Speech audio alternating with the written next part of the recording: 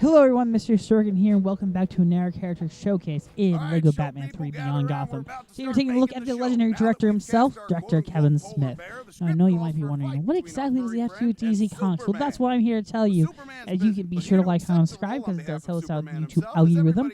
So yeah, let's talk about Kevin James, our favorite New Jerseyan. New Jerseyite? Can I just play myself, or just get the okay. real Superman? I know it's gonna be a bit odd. This is a filmmaker. Kevin Smith is a filmmaker who is mainly known for making dark comedies. He made Clerks. He made Chasing Amy, Dogma, and a lot of Tusks. He also created Yoga Hosers. So maybe that as well. He is a really good director. I think he really does excel at creating some really witty dialogue. I love Clerks. It is really hysterical. I don't want to review it because, why not? So he was from Red Bank, New Jersey, and raised in a Catholic household. During his kind of middle point of his life, he grew to like comics, and he started collecting a ton of them. He also owns a comic book store in New Jersey, which is also, by the way, from the why can't I think of it? I know that's very hard, but it's from Comic Book Men, the show. By all means, check out that show. It's actually kind of interesting as they talk about some items. Really gimmicky, but it's actually somewhat interesting.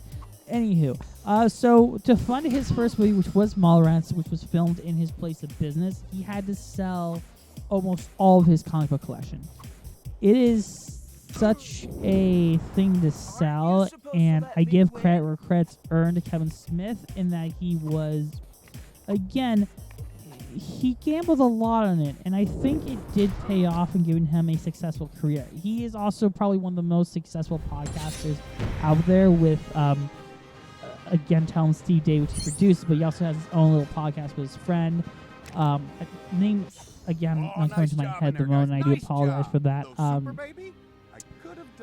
But yeah, it's interesting. He also directed Cop Out, which made him be like, dude, I hate working with Bruce Willis, which I get ya, buddy, but I know what you're thinking about. What about his work with DC Comics? Well, he did do a lot of writing for comic books. He did some Marvel stuff, Daredevil, that fantastic story. He worked on a couple with that. Apparently he also worked on, he worked on The Heroes, which was the September 11th story, which, again, we have to address because it's really significant. Now, the one thing we have to really talk about is his involvement. His involvement with DC Comics. He wrote a couple of series, and I know you're thinking, well, which ones are you going to talk about? Well, you can talk about the one that I associate most with him, but he also wrote a Batman series called Batman Clonopy, which he wrote with his friend Walt Finnegan, which looks a lot like Kevin Smith, where he has to deal with the likes of Onomatopoeia, who was a character that he created during his Green Arrow run, Maxie Zeus, Odd Choice, Joker, Deadshot, and Victor Zsasz. But the main thing is that he has to become his Matches Malone version.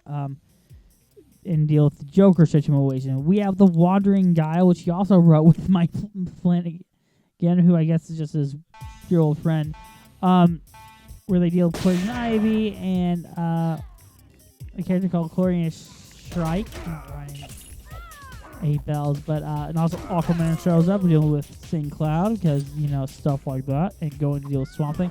It feels very much like a collection piece of the characters.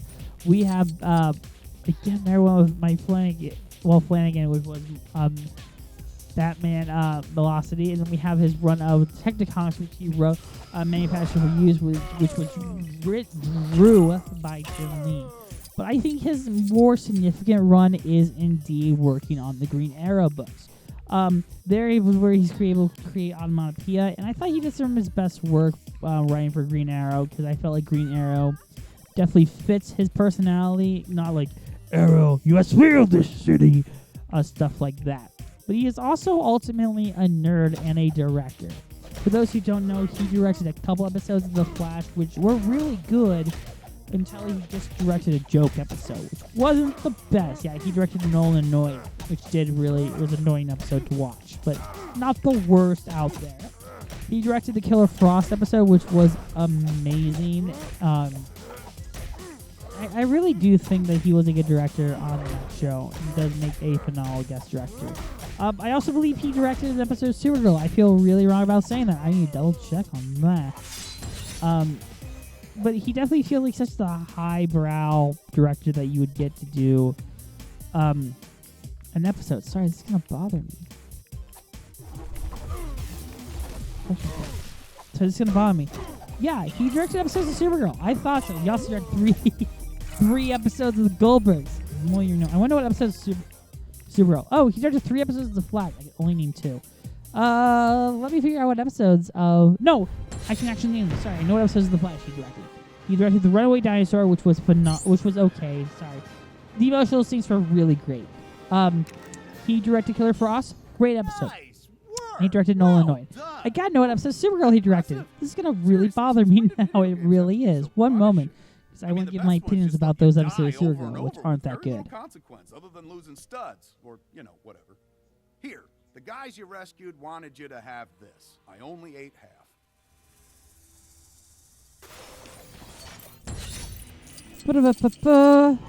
Alright, he directed Supergirl Lives, the premiere. Interesting choice. A lot of them are season 2 episodes, which is not a horrible episode. I'm going to the Arrowverse wiki because, this is the better way to get information. Okay, in Supergirl, I just dropped links on the episode's Damage, which was a Lionel Luth one with Maggie Sawyer, okay? Early one. Bunker Hill, which is season 4 one. Oh, and he also hosted the Crisis Aftermath. But the main thing is that we have to talk about is he was supposed to write the famous Tim Burton Superman Lives movie that got canceled with Nicolas Cage as Superman. A lot of the details did come out where he was supposed to play Toyman. And Toyman was supposed to be in the movie, but also they did make a ton of jokes about it, especially in this game. There's also a reference to it in Superman Doomsday. This movie, I feel like, does exist somewhere in the wild, like the scripts for sure. But it would have been interesting to see what their take on it was. And, yeah.